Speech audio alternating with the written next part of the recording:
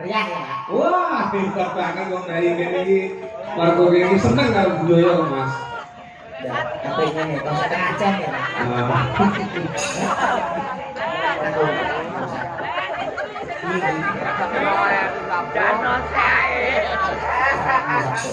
Satu malam itu.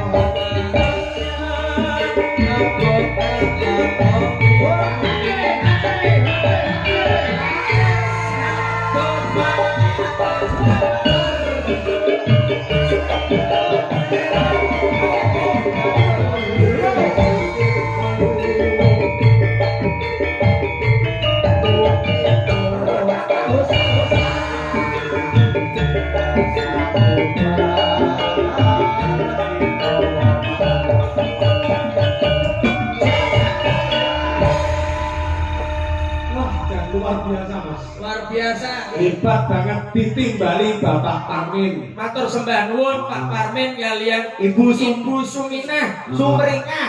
Sumringah. Sumringah ya, Pak. Iki Suminah.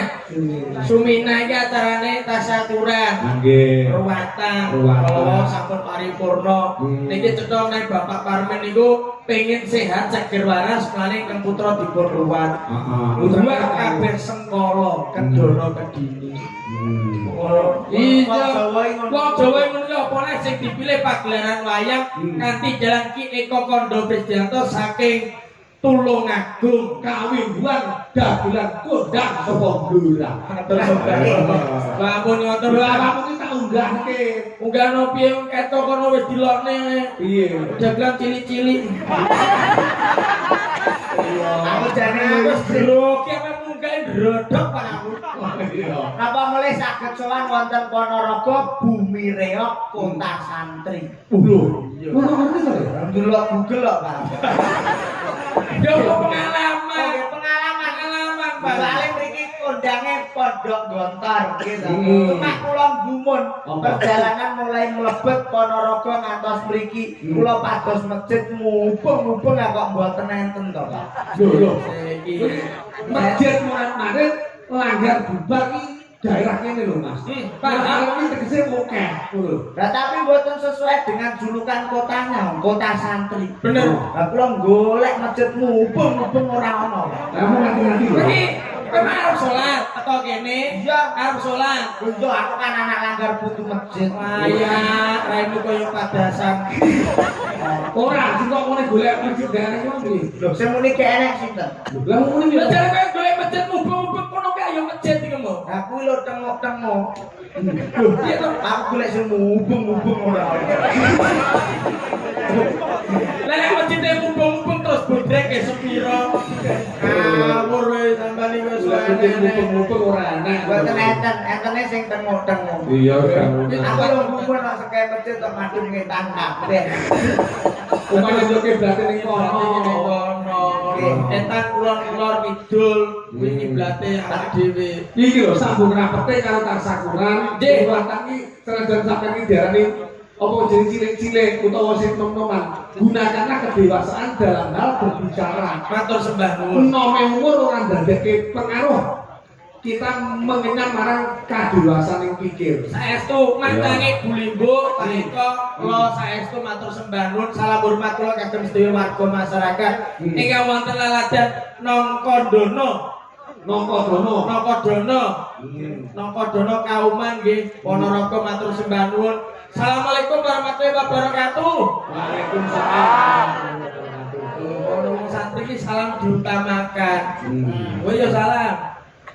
Sing ape unggah ku tata krama nek niate salam rono ngadepe ya dipasne rono. Iya iya. Baru maju sithik. Perkara iki disyuting di live streaming lagi ngoten to. Iya. Kulo ae gede ya, kulo ae. Nek perkara salam iki piantun mriki wis ngerti wong aku 3 tahun nang pondok gontor lho Mas. Ngaji. Bakul jajan. Jajan. Kulo ngaji, wong kula niku guru ngaji nek ten griya, Pak. Lho, sampeyan iso apa tentang ngaji? Tapi khusus ikra siji. Saya siji piye? Blek ahli batak niku to. Sak niku nggih penting lho, sak niki maca Al-Qur'an nek mboten paham ahli batak nggih anu. Mboten sak Apa le ngono kowe? Masalah Al-Qur'an. Huruf hijaiyah ngerti. yo Ali batak enek piro? 29 nggih. Akeh men to. 29 dah lah ngono kok jare weton pondok ngayat teko ikro siji ora paham detail. Jare Pak Yai ku 29 wis Huruf hijaiyah apal. 29 wis termasuk lam sensen. Yang ngomong mau bekecot. Huruf hijaiyah apa? Apa? Ali batak enek piro? 29. Akeh men. Kok telu 29 Dek. Apa ae jejer? Alif batak sak jim. Sing takok sak karo jim sapa? Tapi takok. Ahli batak lho telu. Jangan dosa. Ora nggo sak ini lho Pak. Dulu ora kena gelem rukun ya niki. Lho, Seta. Kok ora nganggo saku mbok adahi apa? hurufe iki lho hurufe. Ya, Ono aku mau takok ahli batak. Ono lho. Beto, lek gandul api sampean gandul to. Dek kok kandul. Irung cangkem sesuai. Lek awakmu aja miring ya. Kok bangun cangkemmu dibangun irungmu. Kula jane mancung, Pak. Nek lambene kedawan. Tapi nyon jalu mboten sombong. Kula riyen umpama gelem no dadi mantune Bupati Blora. Lho, Tapi kula tolak. Mboten sombong. Lah piye anake lanang? Iki barep kopi ya dulurku lanang. Iya. Ini kan dulur to Pak. Ini tunggal bapak dhewe ibu. Ini dulur asu.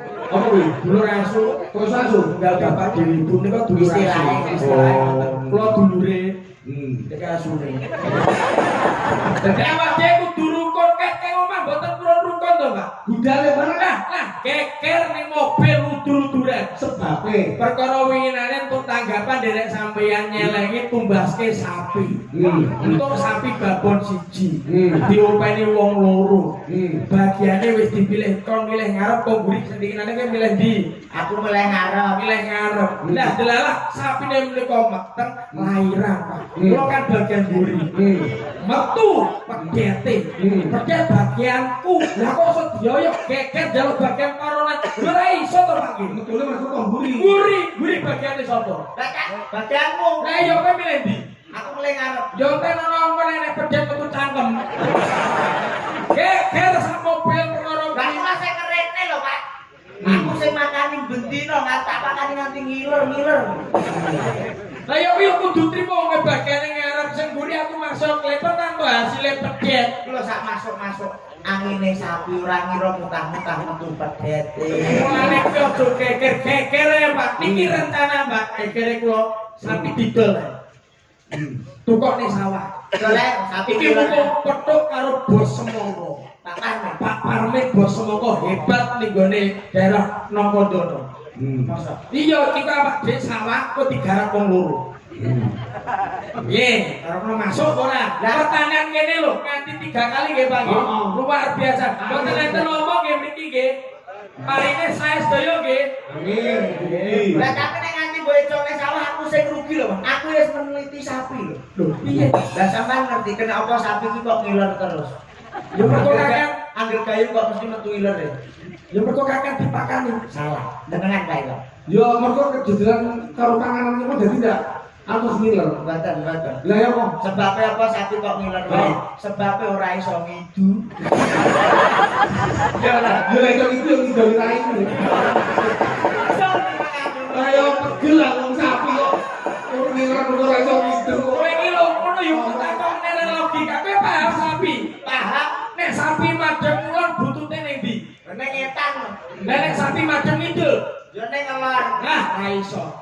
Yo nek ngelor. Kudu. Nek ning pulan buntute ning ngetan. Nek sapi madhep ngidul Buntute ning ngelor. ora iso. Lah piye Panggah ning ngetan. Lah kok iso? Ngomong ning otot. Kayak ngomong-ngomong perkara sapi. Sapi iki sampe penemu sikile piro? Sekawan. Papat. Papat. Iki wong medho iki yo ngene iki. Sapi iki papat, Pak. Nek kewan koyo manuk niku sikile loro ya iki. Nek Sapi iki sikile 8. kok sakit. Loh, saiki saka ngiringan. Piro kabeh? Loro. Nah, saka mburi. Loro. Nah, saka ngiringan sisi. Loro. Nah, saka ngarep loro. Loro ping 4 piro? 8. Lah ini Kita kowe pinter pelajaran mata-mata. Matematika. Ora trimo gendar bedhe ana. Tak percaya. apa? Kok akeh mesih wedi sapi siji sikile piro? Papat. Papat. Nek sapi ning kandang kene lanang wedok loro sikile piro? Enek pira Pak Eko? Lah ya 8 no. Wong kita sapine loro lanang wedok ning kandang. Ya 8 Mas, loro.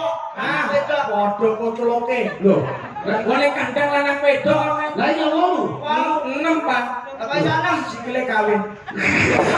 Loro Pak. Iya. Wong iki. Gitu loro Pak. Kowe apa tanggapan suwe kok kober mendelok sapi kawin?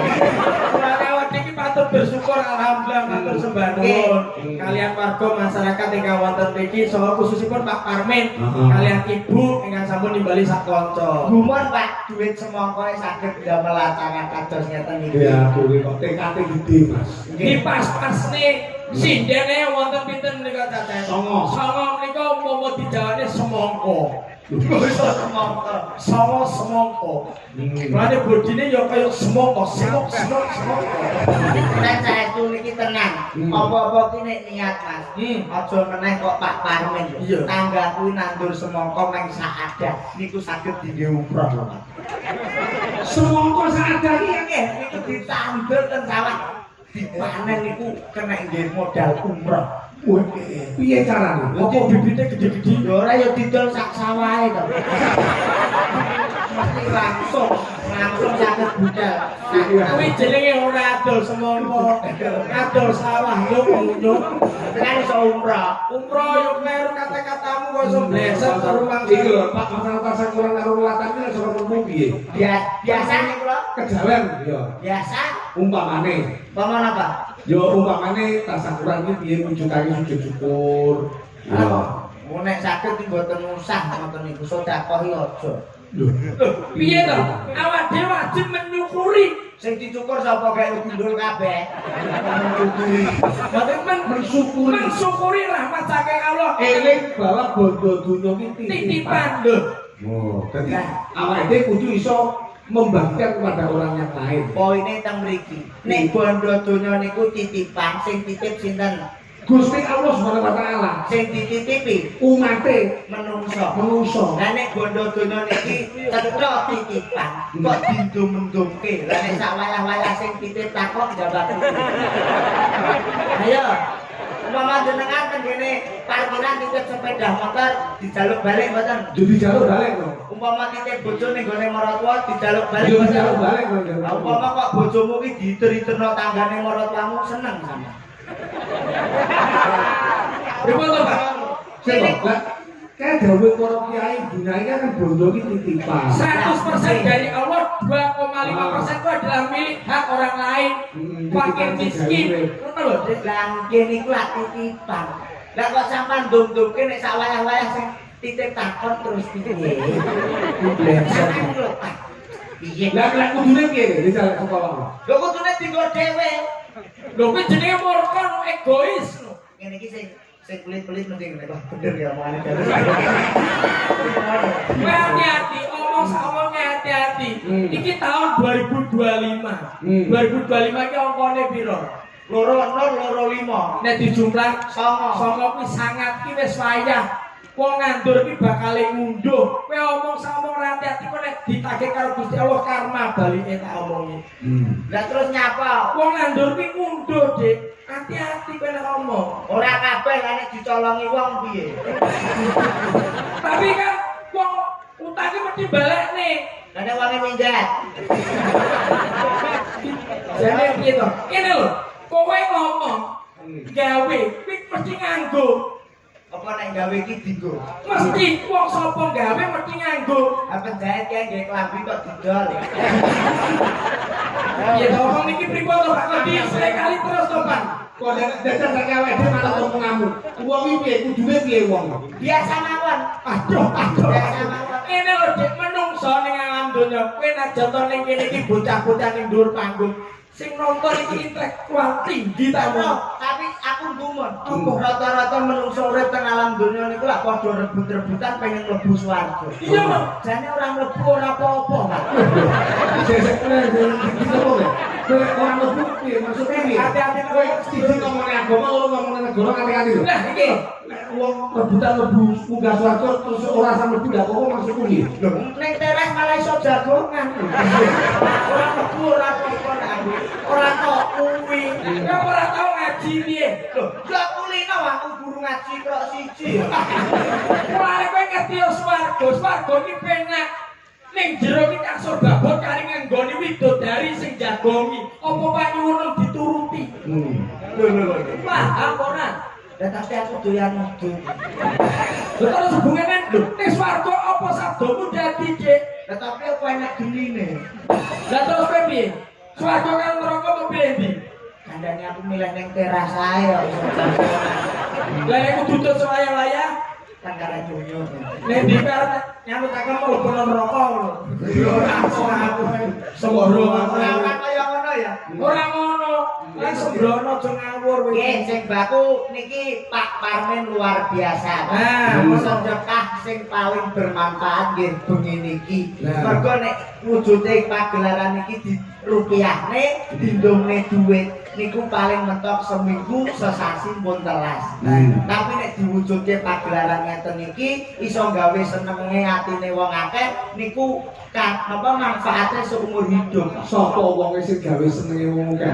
Insyaallah nek ngono bakal kawimbuan. Wujude ganjaran pahala toto diangkat derajat martabate. Masuk. Iki aku seneng dereke Pak Eko iki pasti ada kata-kata mulia sing iso tak go mulai tak go pelajaran hidup. Kaya awakmu membangun rumah tangga piye ben ampe bojomu ki tresno karo awakmu. Wis bojo dong. Sampun. Bojomu lanang. Lanang. Wedok. Uang. Uang. Oh. Putramu anakmu sudah. Kalih wae. Pancen bojo kuwi bojo sing sip. Oh. Ngerti tugasnya wong wedok 3M. Oh, kudu. Siji, Masak, loro, manak, telu, manak. Loh, kok mana ngomong 3M iki kan Lah piye? masak, masak, mana? Kalah kalau bojoku jarang masak yo monak manak. Sing penting iki manak. Ya sing kleru kowe, kudune bojo iki dilono program pemerintah sing jenenge KB. Wis, Keluarga berencana. wis Mas. Lah kok iso meteng neh? Anane meteng nek yo mergo kabeh kuwi. Nama KB apa? Pil. Pela yo anggere diombe pas sing putih kae yo ora meteng to, Dik. Lho nyatane meteng. Kok iso lho? Lah piye pele lagek tok gulu, katok wis tok dengkul. Ini lagi dulu kualat ya. Piye? Tapi nek kono bojoku terus terus tak teliti mergo sering meteng kuwi. Lho, piye? Sampeyan lho wong meteng isih gedhe apane lah. Ayo metenge no. Kuno. Wong mesti sing didik ya mesti metenge no. Iku wae kuno aku lho. Oh. Anu, aku melok jawab. Ayo nek kowe Nek metenge kleru. Oh. Berarti bohonge. yo ora sowe kok. Salah. Salah. Lah nek wong meteng segede apa? Kan oke. Kosong kan Katanya wong meteng iki ngene kadang lagi nggak kaya permen sunduk. Celana jero muni gede. Gede ben klebu. Jadi orang manfaat-manfaatnya jelas. Manungsa urip iki disawangi saka awake, ajine awak iki saka tumindak. Ajine raga iki saka busana, ajine diri iki saka lati. Ngomong sak omong iki hati-hati kok anggere mblenyeh kowe iki. Wedhus ora klampir yo payu. Jadi sering kali Mas. Iki kata-kata falsafah Jawa lho aja ngawur. Para leluhur sing nyipta. Iya. Ajine diri kok lati, ajine awak kok tumindak, ajine raga busana kuwi wis pasti. Ya wedhus kira klampir kok malah regane larat. Nek kowe klampir dadi dagang kok kinyang.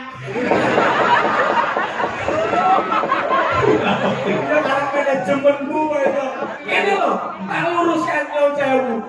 Aja padakno ya, Dik. Piye? Gusti Allah nyiptakno ning gone alam donya iki ana menungso, ana kewan, ya enek tumbuh-tumbuhan. Enek negatif, positif dan juga progresif itu beda-beda. Ngono lho, menungso karo kewan kok aja padakno. Ora ya padha ciptaane Gusti Allah. Beda. Bedane manggon ngendi? Nun sewu iki, kaya modele dari kali. Tak kei fakta ya, kowe ngerti iwak? Ero. Iwake ning jero banyu sedina suwengi meh sak uripe. Iki ora tau enek jenenge iwak terus kerokan masuk angin. Tapi nek wong jajal pungkung suwengi ae mesti ngeroki. Beda ora? Lah kowe ndelok engko iwak. Iki kesalebetane. Kowe ero kelinci. Ero. Kelinci kae mangane apa? Wortel. Oh, nyatane kelinci mangan wortel ya ora tau lara mata. Kowe tumon kelinci tuku kacamata. Terus apa kok sama padahal karo wong? Lah nyatane kowe lara ning gone Pak Dokter nek penglihatanmu pengen tetep sehat, kowe kongkon mangan apa? Wortel. Mergo mengandung vitamin A. Ya ora kaya padha karo kelinci. Iya. Padha. Tapi ya perlu nih Mas. Beda ya Dek kewan karo menungso iki. Padha. Iki tak dikono pol-polan yo ben ora mau bantahne. Kowe ngerti kewan sing paling raja utang iki jenenge apa? Tarsan. Hewan. Itu tarsan. Harimau. Harimau itu hewan pemakan apa? Daging. Daging. Kuwi mangan daging tak kira-kira ora piye-piye. Ora Tapi nek apa-apa. wong mau pakani daging, nek wis umure kliwat 40 iso asam urat, kolesterol, stroke iso malah. Bedane ning goro mulane mangan hati-hati. Jadi harimau ini mangan daging. Enggak tahu nek asam urat. Ora enak, mlayu Asam urat enggak enak. Piye to Pak? Justru niku kolesterol tinggi, asam urat tinggi. Makan nih. Lah nyatane nek mlaku nanti berantangan lho, Pak. Jadi to nek asam uratnya normal, mlaku ya ngono. Oh, ini terus matal raib. Ayo terus ya Mas. Biar kalau kembang-kembang. Siap. Dalam hal baru nih kota Sakuran diwujudkan ditandai bulan ada di Maranggono. Nah, kalau motor malah ora dibatahi Pak, pegel aku.